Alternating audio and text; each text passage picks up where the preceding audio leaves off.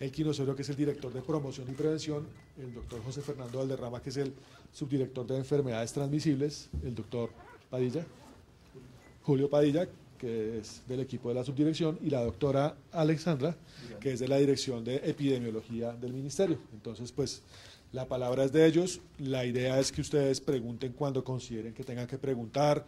El propósito es que ustedes tengan la claridad total frente a este tema y de esta manera puedan compartir con todos los colombianos cómo prevenir, qué hacer cuando tengan sospechas de que haya chikungunya. Bien, buenos días a todas y todos. Vamos a empezar muy rápido. La idea de esta es una serie de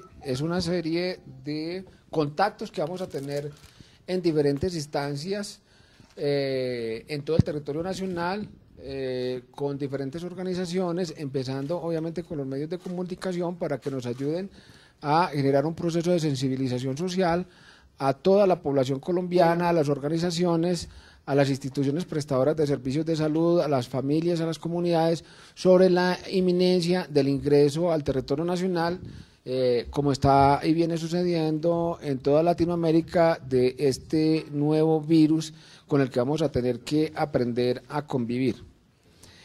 Es inminente, no estamos generando una alarma, no estamos generando ninguna alerta epidemiológica, estamos simplemente informando a toda la comunidad y a toda la sociedad que nos estamos preparando de una manera muy responsable para el ingreso de una especie que va a estar con nosotros y que va a convivir con nosotros y que tenemos que aprender a manejarla. De tal manera que entonces tenemos preparado una presentación corta y después algunas inquietudes que a bien tengan hacer para que las vamos aclarando. La presentación la va a hacer el doctor José Valderrama, que es el subdirector de enfermedades transmisibles. Bien, muy buenos días y de verdad muchas gracias por la participación. Este tema que ha generado especial interés hace parte de un plan de respuesta, de preparación y respuesta hasta ante esa inminente llegada del virus, plan que también se ha liderado por parte de la Organización Panamericana de la Salud y de los cuales todos los países de la región pues están vinculados en fortalecer estas acciones, asimismo en dar ese mensaje a la comunidad, trascender a la comunidad en no bajar la guardia, y en no bajar la guardia también implica no bajar la guardia contra esta otra enfermedad que transmite el mismo mosquito, los mismos dos mosquitos, que es la Agomina aegypti, o antes llamado como Aedes aegypti, y el Aedes aegyptus, que es el dengue. Dengue, ustedes ya hemos tenido amplia experiencia con el tema, lo hemos venido desarrollando. Ha sido muy importante la sensibilización que los medios han generado en toda la comunidad y en estas áreas específicas donde está el vector, debajo de los 2.200 metros sobre el nivel del mar, casi el 70% del territorio nacional, y allí es donde están todas las características para que este nuevo virus pueda también tener algún tipo de desarrollo en la comunidad. La presentación es muy corta, la idea es que también nos demos un espacio al final de preguntas y respuestas sobre lo que se pueda, las inquietudes que se tengan frente a el virus del chikungunya. El virus del chikungunya, ¿qué es en sí la fiebre por virus de chikungunya?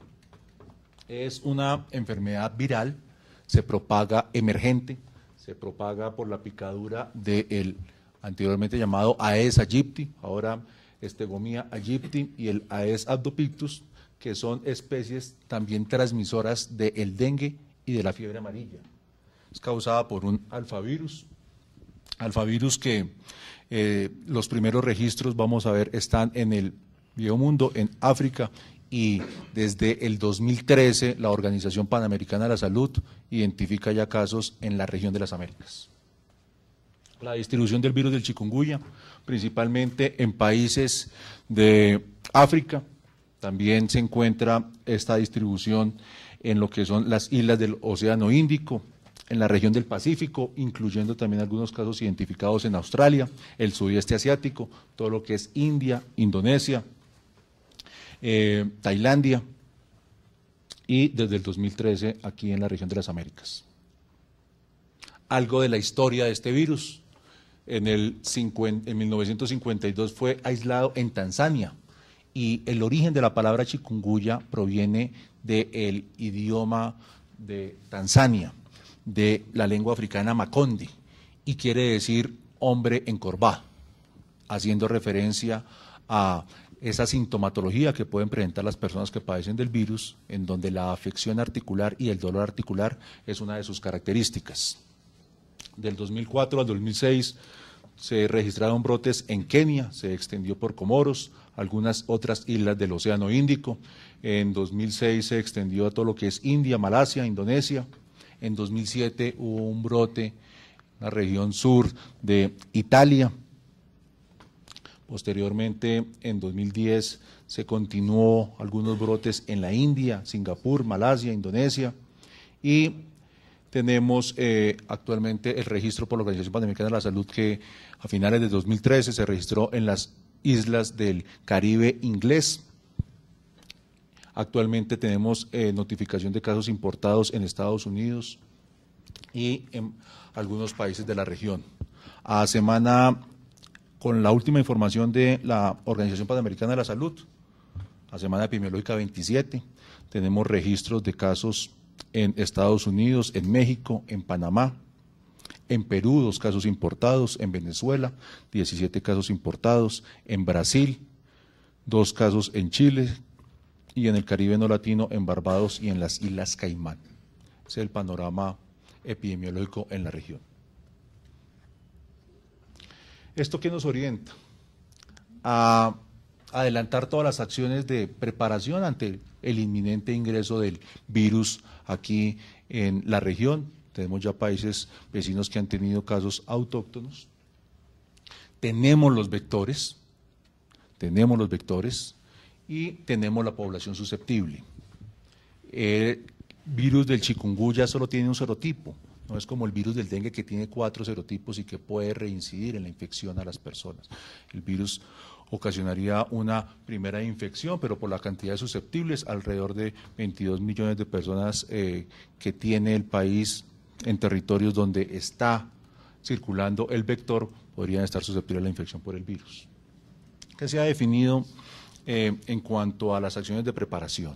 Es fundamental el extender, el masificar y el sensibilizar tanto a los profesionales de salud, todas las empresas administradoras de planes de beneficio y a sus IPS, ejercicio que se ha venido realizando desde el año pasado ante la alerta en la región de las Américas y que se ha ratificado aquí mediante la circular 014 del 8 de marzo de 2014, dando estas instrucciones.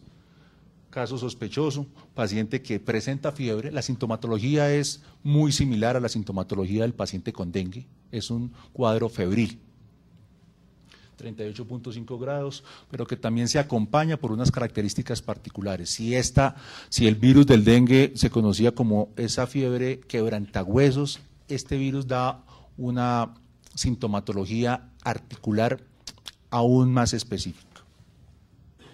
Es un comienzo agudo, que no se explica por otras condiciones médicas, y es muy importante aquí tener este panorama ante la introducción del nexo, personas que han estado en estos territorios donde se ha identificado ya la transmisión del virus, que tienen esta sintomatología durante las 2 semanas anteriores al inicio de los síntomas. Aquí también el llamado es a estos profesionales de salud con esta temporada vacacional en donde tenemos un tránsito importante con algunos países en donde se han registrado casos, República Dominicana, Islas del Caribe inglés, Cuba, Guyana Francesa, bueno, Puerto Rico, algunos países donde ya tienen alguna transmisión autóctona, el identificar estos potenciales viajeros, el nexo o la noción de contagio y las características clínicas. Y también es importante hacer un énfasis, y es el diagnóstico de este evento, es un diagnóstico clínico, y el manejo es un manejo teniendo en cuenta este diagnóstico clínico, y es un manejo sintomático. Siguiente. Para efectos de la vigilancia epidemiológica, para efectos de tener cómo es la introducción del virus en el país, se tiene la definición del caso confirmado, en donde por métodos de laboratorio, PCR y aislamiento viral, con el que ya cuenta el Instituto Nacional de Salud y con el que se está fortaleciendo la Red Nacional de Laboratorios, se va a sellar la confirmación y la trazabilidad epidemiológica del virus. Pero en sí, el diagnóstico de este virus es un diagnóstico clínico, al igual que el diagnóstico de dengue. La transmisión, como lo vimos, por los mismos vectores del dengue y de la fiebre amarilla. Este vector es con el que tenemos que intensificar todas nuestras acciones de prevención y de control, y este es el que tenemos que trascender a la comunidad con el mensaje de no bajar la guardia. Importante que, si bien hemos tenido una sensibilización y una mejora en la comunidad con las acciones contra el dengue, aquí el reto es seguir nuestro reto contra el dengue. Nuestro domicilio, nuestro domicilio, mantener todas las acciones contra el vector. Siguiente. El periodo de incubación. Los mosquitos adquieren el virus del chikungunya cuando pican, particularmente la hembra del mosquito pica a una persona que tiene el virus del chikungunya y allí lo adquieren. Y cuando pica a una persona susceptible, los síntomas aparecen generalmente en un periodo de incubación de 3 a 7 días. La fase aguda, caracterizada generalmente por ese inicio súbito de fiebre, superior a 38,5 grados de temperatura, dolor articular y severo, y otros síntomas que se pueden presentar son cefalea, dolor difuso de espalda, ese dolor articular, mialgias, que quiere decir dolor en los músculos, náuseas, vómitos, poliartritis, o sea, dolor en varias articulaciones y ocasionalmente conjuntivitis. Esta fase dura entre 3 y 7 días. Y también ocasionalmente se puede presentar una fase subaguda o crónica. La mayoría de las personas pueden en algún momento ser asintomáticas, como con el virus del dengue. Lo pica el mosquito, presentar una sintomatología bizarra. Algunas pueden presentar esta fase aguda y algunas otras pueden presentar una fase subaguda o crónica. La gran mayoría de los pacientes se recuperan totalmente de su cuadro. Este virus, a diferencia del virus del dengue, en raras oportunidades ha ocasionado muertes, tiene una muy baja letalidad, no mata como sí mata el virus del dengue, pero en algunas se ha descrito que pueden persistir algunos síntomas crónicos no muy frecuentes, en donde también con adultos mayores, mujeres embarazadas y población susceptible o niños hay que estar más atentos. Puede aparecer una reaparición de los síntomas en algunos pacientes con características reumáticas y con exacerbación del dolor en huesos y articulaciones. De ahí la importancia de este diagnóstico clínico y la identificación por parte del profesional de la salud de la noción de contagio. Siguiente. En algunos casos excepcionales, como les menciono, la enfermedad puede ser crónica, persistencia de síntomas, de sus dolores articulares, dolor de espalda. Algunos estudios que se han realizado a nivel mundial reportan que entre un 12 o un 18% de los pacientes podrían tener algunos síntomas recurrentes en un transcurso de 18 meses hasta 24 meses. Algunos indican que menos de la mitad de los pacientes pueden presentar síntomas hasta los 10 meses. Y aquí es el seguimiento y la orientación en cuanto al manejo de estos pacientes, en donde hay que tener atención. Siguiente. El síntoma más persistente en la enfermedad subaguda y crónica es la artralgia. No hay cambios significativos en las pruebas de laboratorio, tampoco en radiografías de estas articulaciones que suelen ser afectadas. Algunos pueden presentar algunas molestias durante esta fase crónica, fatiga, depresión por este dolor articular que los pueda afectar. Siguiente. Grupos de riesgo. No hay individuos que sean más propensos a otros. En Colombia toda la población sería susceptible, toda la población que está en áreas donde tenemos la circulación del mosquito, la circulación del vector. Hay unos grupos en los cuales sí hay que estar más atentos, mujeres embarazadas, adultos mayores y niños menores de 5 años. Los mismos grupos de especial atención en cuadros que pueden presentar dengue. Es una enfermedad viral que se puede solapar con dengue, de allá la importancia de la orientación clínica que le dé el profesional de salud. El riesgo de comorbilidades puede aumentar el riesgo de algunas complicaciones, pacientes que tienen enfermedades de base, hay que estar también atentos. Y no existe de por sí un riesgo significativo cuando se afecta, cuando hay una transmisión vertical, o sea, cuando nace el producto y la mamá puede tener el virus del chikungunya. El tratamiento en la enfermedad aguda es un tratamiento netamente sintomático y de soporte. Se usan analgésicos para aliviar ese dolor articular, teniendo en cuenta las características del paciente y según la prescripción médica se puede utilizar algún otro tipo de medicamento como los corticoides. Aquí también es importante en los casos en la comunidad la hidratación, ocasiona una fiebre elevada y esa fiebre puede ocasionar sudoración y deshidratación, mantener muy hidratadas a las personas que pueden comenzar a presentar estos síntomas. Y el tratamiento en la enfermedad subaguda y crónica es igual el tratamiento antiinflamatorio, tratamiento analgésico para el dolor, a largo plazo puede también incluir algún otro tipo de analgésico o corticoides según las características propias del paciente y tratamiento también de fisioterapia para rehabilitación en los casos de dolor subagudo y crónico. ¿Qué acciones en reducción de riesgo? Estas áreas en donde hay transmisión, donde tenemos zonas de endemia o hiperendemia ocasionadas por el mosquito, por el Agomia aegypti y por el Aedes albopictus. Las ciudades donde más tenemos transmisión en dengue son las áreas de riesgo donde tendríamos transmisión del virus.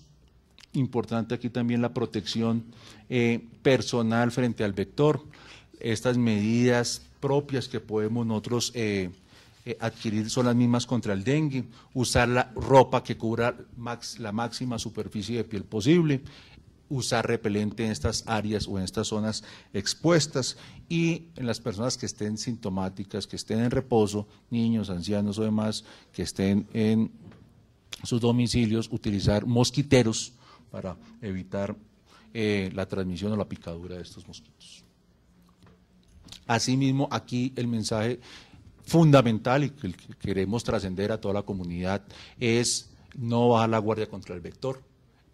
Se ha ganado mucho, hemos sensibilizado en estos territorios en donde tenemos una transmisión de dengue, esas acciones tanto a nivel de su domicilio como a nivel del peridomicilio. Y también hemos logrado avances significativos en estas otras áreas donde persiste la gente, el trabajo que se ha hecho en colegios, en escuelas, ese reto antidengue ha sido fundamental para que eliminemos los potenciales criaderos, eliminemos esos sitios que son propios de incubación de los mosquitos, reservorios de agua.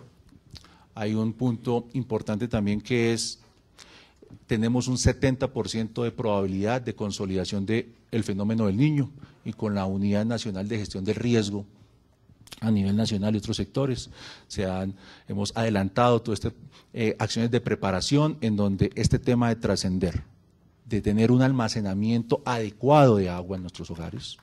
El fenómeno del niño puede ocasionar aumento de la temperatura, algunas interrupciones en los cortes de servicios públicos, la gente suele acumular agua ante estas contingencias, que acumulen de una manera adecuada agua, que en estas albercas o sitios donde usualmente tinas o demás almacenan agua, cepillen sus paredes semanalmente a nivel de almacenamiento, con agua y cloro, como están las recomendaciones, y también que se tapen adecuadamente todos estos potenciales reservorios. Todos los sitios donde se almacene agua hay que realizar un adecuado tapado de los tanques, tanto altos como bajos, pues es allí. Y fundamental el tema de los inservibles, tanto en nuestro domicilio como en nuestro predomicilio. Escuelas, colegios, parques, cementerios y demás, donde podamos tener la proliferación del vector, allí es donde tenemos que atacar el vector y allí es donde vamos a tener éxito teniendo una mitigación del impacto que pueda tener la potencial introducción del virus.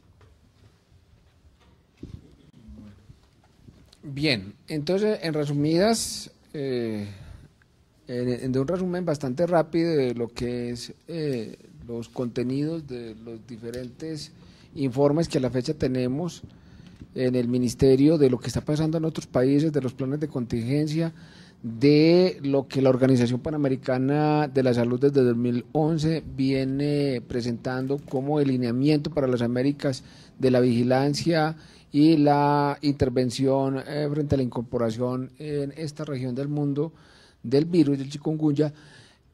Colombia entonces presenta estos lineamientos generales. Me acompañan en la mesa entonces, además del doctor José Valderrama, el doctor Julio Padilla, que es el coordinador de vectores y del programa de prevención y control de vectores, y la doctora Alexandra Durán, quien es la coordinadora también de la vigilancia de las enfermedades transmitidas por vectores de este ministerio. Entonces, si tienen algunas preguntas específicas, pues con mucho gusto estaremos atentos a responderlas. Si quieren, dejamos el micrófono para que hagan las preguntas, para que quede en la grabación.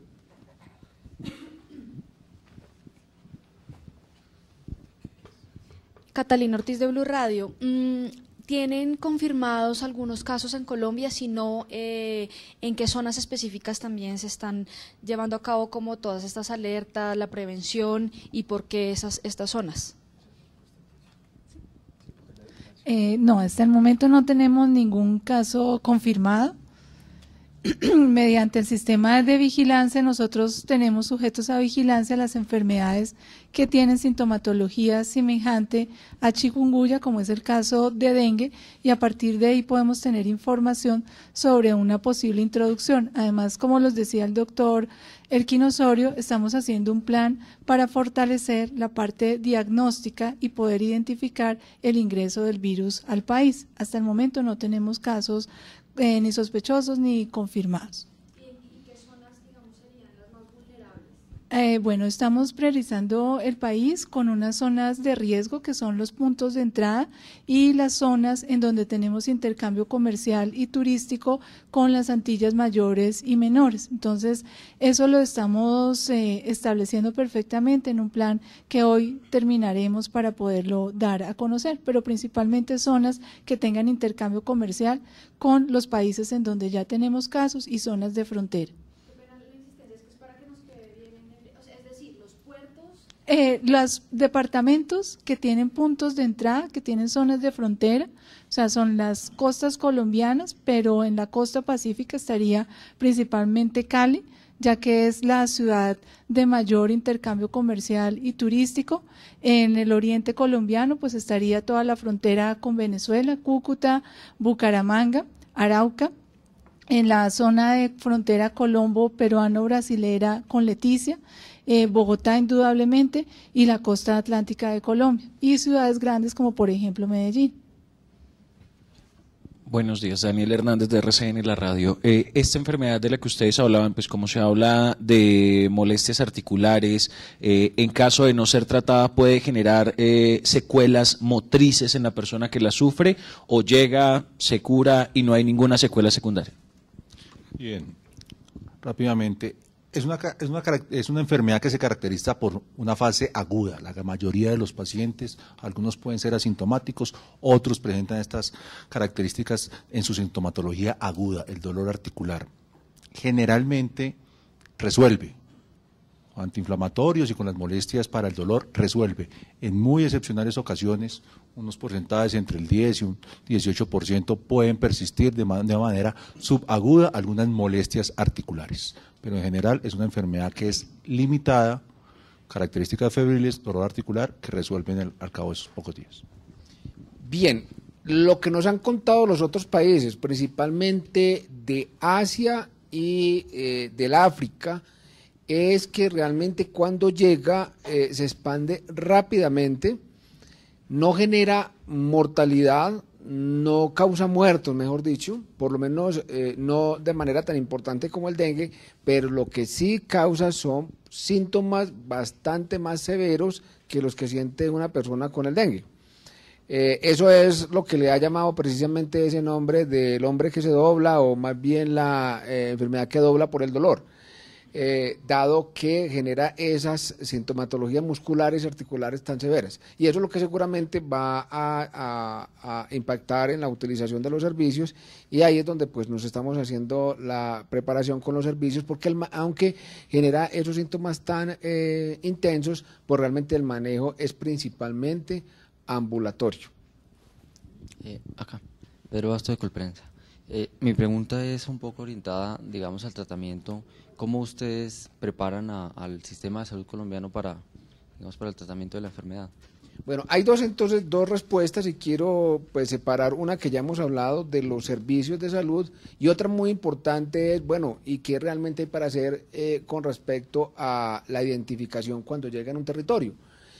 Y pues para eso entonces le voy a pedir al doctor Julio Padilla que nos cuente cómo es esa respuesta que en el territorio y en la región donde va a ingresar y donde identificamos que realmente empieza a circular el virus, qué tenemos que hacer con respecto al control de los vectores y en general del virus en la zona.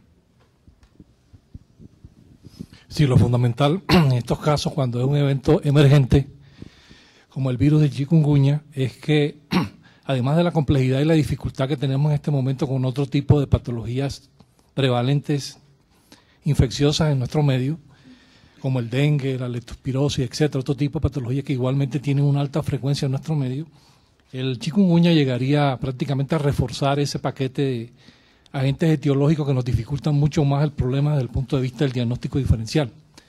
Entonces, una de las estrategias fundamentales es partir del diagnóstico diferencial de todas esas enfermedades febriles, como lo decía el doctor Valderrama, y a partir del apoyo en el diagnóstico a través de pruebas de laboratorio, poder identificar realmente, por ejemplo, la introducción y comenzar a hacer, digamos, todo lo que tiene que ver con el monitoreo de estos casos para evitar la transmisión autóctona, que sería, digamos, una segunda ola. La primera ola es la introducción, y la segunda sería evitar precisamente que se expanda o se propague como tal.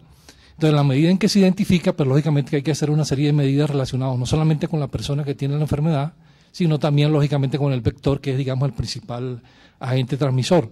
Y ahí tendríamos que extremar las medidas que hemos hecho cuando tenemos, digamos, un brote detectado de dengue, otro tipo de patología transmitida por vectores, que es una serie de medidas relacionadas con eliminar la densidad de poblaciones de vectores en las poblaciones donde se están produciendo la transmisión, y precisamente trabajar sobre todo los criaderos que más inciden en la producción de estos mosquitos, pues y lógicamente pues evitar al máximo la expansión hacia otras áreas a través de vigilancia intensificada. Y la clave fundamentalmente, como nos decía, es tratar de identificar los primeros casos o los casos que se configuren como se planteaban, como casos probables o lógicamente como casos confirmados. Y posteriormente tratar de tener la capacidad de respuesta en los diferentes departamentos que nos permitan la sostenibilidad. Aquí la clave es, una vez que pasemos esa primera fase, tratar de garantizar acciones regulares y sostenibles de prevención y control, fundamentadas hacia las personas y fundamentadas hacia todos aquellos factores ambientales que inciden precisamente sobre la expansión de este tipo de patología. Quiero insistir en algo y ojalá que nos sirvieran de diseminación de esta pequeña ecuación. Nos va a llegar, no hay nada que hacer, nos va a llegar, pero tenemos todas las posibilidades y todas las tecnologías para que no se expanda, porque conocemos todo acerca de los mecanismos, cómo se va a transmitir por los vectores. Los vectores los conocemos, los reconocemos, sabemos dónde están, sabemos cómo nacen, cómo se crían, cómo se expanden. Y la principal estrategia es la de saneamiento peridomiciliario y comunitario. Y eso no lo podemos hacer nosotros, no lo pueden hacer los hospitales, no lo pueden hacer los médicos, eso lo hacen las familias, lo hacen las comunidades que mantienen sus áreas peridomiciliarias y las domiciliarias libres de criaderos. Si no tenemos criaderos en la casa y si no tenemos criaderos en los peridomicilios, es imposible que el virus se propague. Pero si los tenemos, tiene todas las posibilidades que se hagan, porque ustedes saben que Colombia, dada su situación climatológica, o más bien su situación geográfica, que favorece un clima propicio para la generación de vectores, si le colocamos los criaderos, pues tienen la posibilidad de propagar esta y muchas otras enfermedades. Digamos, las posibilidades de intervención están en manos en general, de toda la sociedad, de todas las comunidades y de todas las familias. Y por supuesto, de los servicios, que nos toca el tema de procurar que las personas que estén enfermas y que estén infectadas, pues logren salir avantes. Pero digamos, ahí es donde en general las comunidades y las familias nos pueden ayudar mucho a que Colombia minimice el riesgo de la expansión del virus si logramos que las condiciones de saneamiento, principalmente en las zonas urbanas y periurbanas, se mantengan adecuadas. Cuando se habla de que pues, ustedes ya dicen, el virus llega y estamos preparados. Es muy fácil, yo pregunto, decir, estamos preparados en ciudades como Cali, como Medellín, como Barranquilla, ciudades principales, pues donde los sistemas de salud son amplios. Estamos preparados en caso de que llegue a sectores, no sé, como el Bichada, como el Guaviare, como Riohacha, donde también pues hay frontera en La Guajira. Entonces, en esos casos estamos preparados en esos pueblos donde de pronto el sistema de salud no es tan amplio y esta enfermedad se puede propagar un poco más fácil. Bien, claro, precisamente todo este trabajo de preparatoria que venimos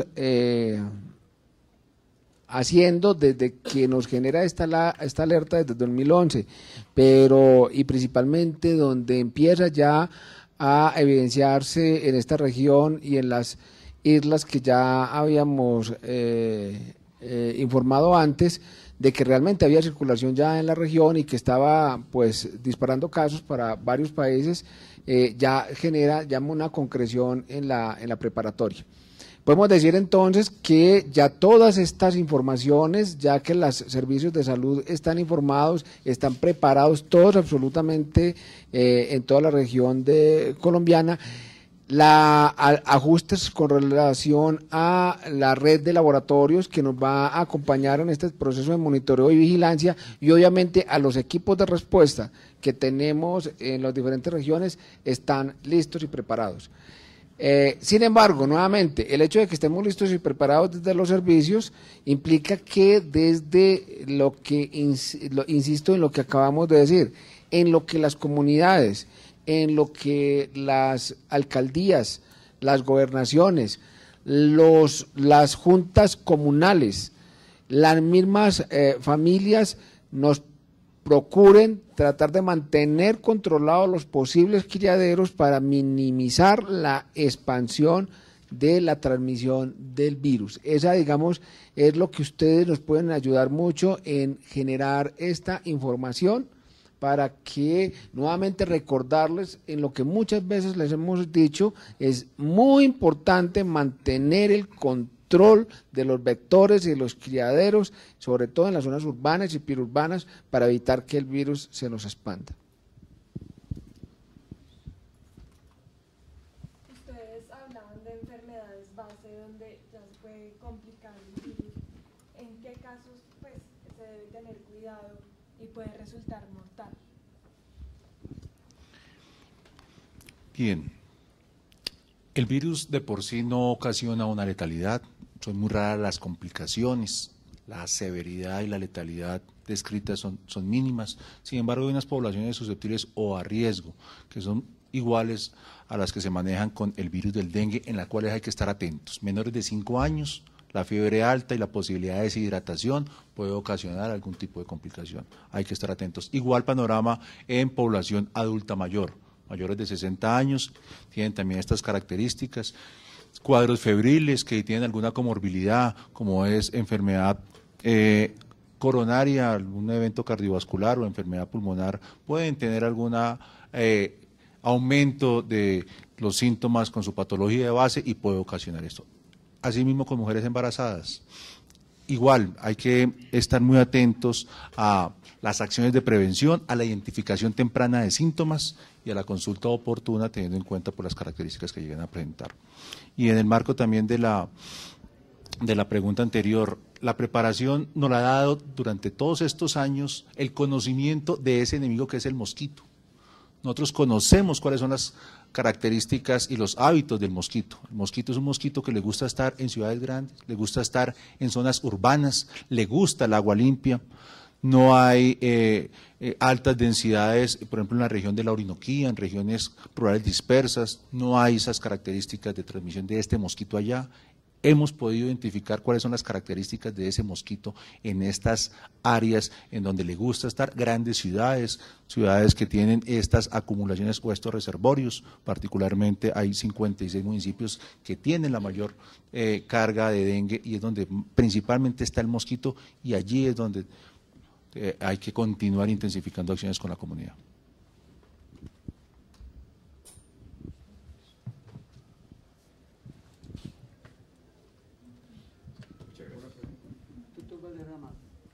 ¿Son todos los zancudos o es específicamente uno? Tengo entendido que es el que tiene las patas, digamos, con franjas negras y blancas, o tenemos que tenerle miedo a todos los zancudos, sobre todo en Bogotá y aparecen unos grandotes muy inmensos. Muy bien. Los mosquitos son los mosquitos los mismos que transmiten el virus del dengue. Son los denominados Steagomina aegypti o el Aedes aegyptus. Este es el mosquito que vemos en la lámina. Es un mosquito, la hembra es la que transmite el virus, es la que chupa la sangre de las personas y su característica es que tiene las paticas negras con franjitas blancas. Es un mosquito que está principalmente en áreas urbanas.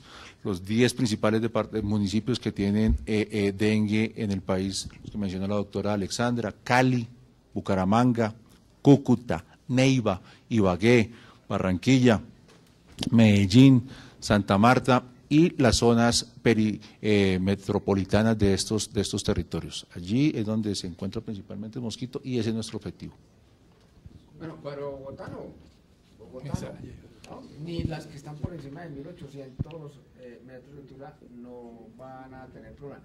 El problema es que independientemente que no nos infectemos acá, si bajamos obviamente a Melgar, a Girardot o a cualquier parte del país donde haya la posibilidad de infectarse, pues nos vamos a infectar, ¿no?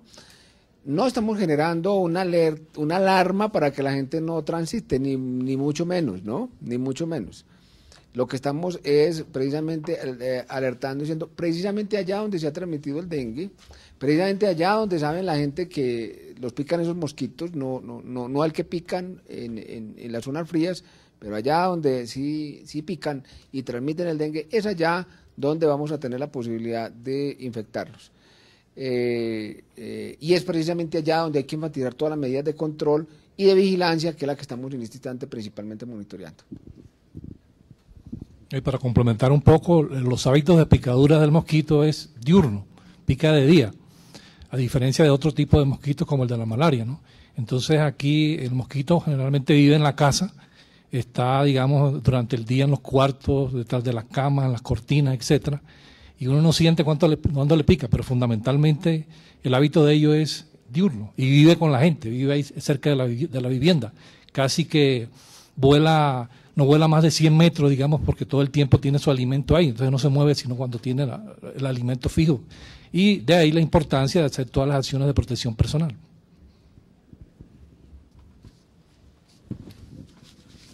¿Listo, muchachos? ¿Alguna pregunta adicional? Muchas gracias. Bueno, mil gracias.